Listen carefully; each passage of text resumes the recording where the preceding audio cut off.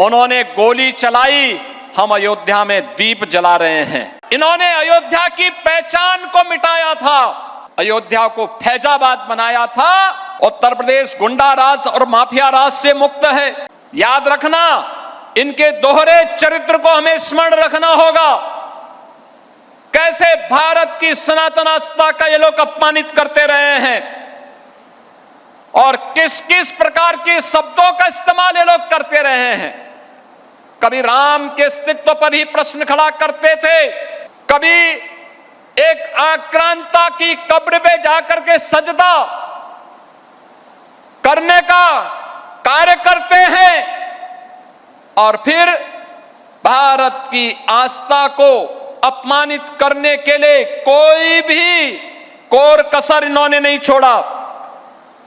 बहनों और भाइयों, ये वही लोग हैं जिन्होंने राम मंदिर आंदोलन के दौरान अयोध्या धाम में मंदिर का निर्माण न हो, इसके लिए अपने अधिवक्ता अलग से खड़े किए थे, विरोध में खड़े किए थे कि जिससे ये विरोध कर सकें, राम मंदिर के मार्ग में बाधा खड़ी कर सकें।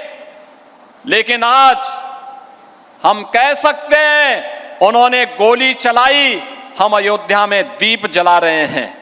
इन्होंने अयोध्या की पहचान को मिटाया था, अयोध्या को फैजाबाद बनाया था। हम लोगों ने अयोध्या की पहचान को अयोध्या के साथ जोड़ करके इसको फिर से अयोध्या धाम बनाने के कार्य के साथ हम आपके साथ जुड़े हैं। यह दीप इस बात की गवाही दे रहा है कि आस्था को कोई राजनीति कैद नहीं कर सकती। ये वही लोग हैं जो अंग्रेजों के फूट डालो राज करो की नीति पर को अपना करके आज भी जातीय विद्वेष पैदा करने का काम कर रहे हैं, जाति जाति के बीच में लड़ाने का काम कर रहे हैं। गुलामी के कालखंड में जिस प्रकार की स्थितियां पैदा की गई थी, ये लोग फिर से उस प्रकार की स्थिति को पैदा करने की कुत्सित चेष्टा कर रहे हैं। लेकिन आज का भारत पिछले 11 वर्षों में एक भारत श्रेष्ठ भारत के रूप में अपने आप को स्थापित किया है।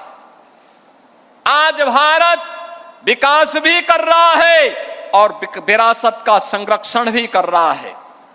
विरासत और विकास का यह अद्भुत संगम आज अयोध्या में हम सबको इस रूप में देखने को मिल रहा है।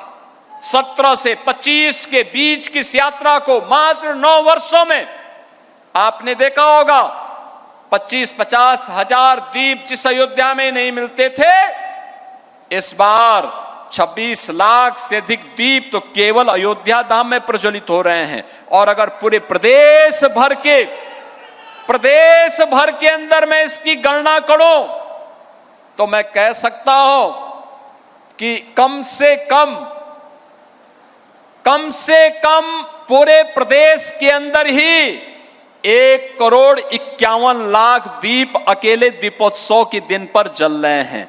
और ये जो दीप मैं आज कह रहा हूं, 26 लाख तो केवल राम जी की पेड़ी से राम जन्मभूमि और राम घाट, नया घाट आदि में प्रज्वलित हो रहे हैं। आज आप 8 वर्ष के बाद देख रहे होंगे, उत्तर प्रदेश गुंडा राज और माफिया राज से मुक्त है, उत्तर प्रदेश दंगा मुक्त है। एनसीआरबी के आंकड़ों में उत्तर प्रदेश देश के अंदर न्यूनतम अपराध वाले राज्यों में है। ये उत्तर प्रदेश जिसके सामने पहचान का संकट था, आज उस उत्तर प्रदेश को देश के सामने अपनी पहचान के संकट से मोहताज नहीं होना पड़ता है। आज कानून का राज है, आज अपराधी भयभीत हैं, आज एक गरीब का सम्मान है, आज किसान खुशहाल है, आज बहनें और माताएं सुरक्षित हैं, युवाओं के लिए अवसर है, हर गांव में बिजली है और हर हृदय में एक नया उत्साह और उमंग भी है। यह आधुनिक राम राज्य है, जहां विकास भी है और सनातन आस्था का सम्मान भी है। जहां कभी गोलियां चली थी, आज वहां दीप प्रज्वलित हो रहे हैं। बहनों और भाइयों, यही बताने की आवश्यकता है, यही अयोध्या है। जहां गोलियां चली थी, आज वहां पर हम दीप जला रहे हैं। जहां कभी अंधकार था, वहां पर आज प्रकाश ही प्रकाश नजर आ रहा है। अयोध्या के जब ये लाखों दीप प्रज्वलित होंगे, पूरी दुनिया का हर सनातन धर्मावलंबी बड़े गर्व के साथ, बड़ी गरिमा के साथ, बड़े उत्साह के साथ अपनी आस्था को आनंदित करते हुए देख रहा होगा। मुझे याद है जब 22 जनवरी 2024 को प्रधानमंत्री मोदी जी के कर कमलों से राम जन्मभूमि पर भगवान राम 2017 में 1,71,000 और आज लाखों लाख दीप अयोध्या धाम में प्रज्वलित होते हैं, जो हर भारत के संकल्प, हर भारतवासी के संकल्प के प्रतीक बनते हैं। यह दीप केवल दीप नहीं है, यह दीप 500 वर्षों के अंधकार पर आस्था के विजय के प्रतीक भी हैं। 500 वर्षों में किस प्रकार के अपमान को झेलना पड़ा था और किस प्रकार के संघर्षों से हमारे पूर्वज जूझे थे, ये दीप उसी के प्रतीक स्वरूप हैं।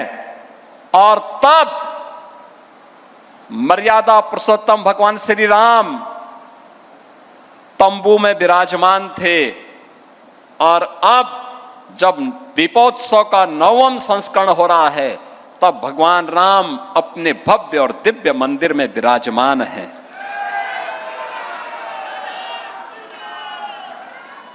हर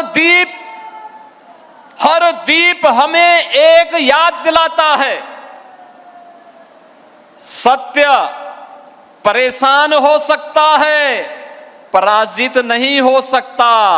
सत्य की नियति होती है विजयी होने की, और विजयी होने की उस नियति के साथ सनातन धर्म 500 वर्षों तक लगातार संघर्ष करता रहा, और उस संघर्ष की परिणति है आज अयोध्या में उन संकल्पों की परिणति स्वरूप अयोध्या में भव्य और दिव्य मंदिर का निर्माण। जो दीप प्रज्वलित किए थे, वही दीपोत्सव और दीपावली के रूप में सनातन धर्म का एक महापर्व बन गया था। और उसी दीपोत्सव के कार्यक्रम को जब जीवंत बनाए रखने के लिए हम लोगों ने फिर से उस अभियान को आगे बढ़ाने का निर्णय लिया था।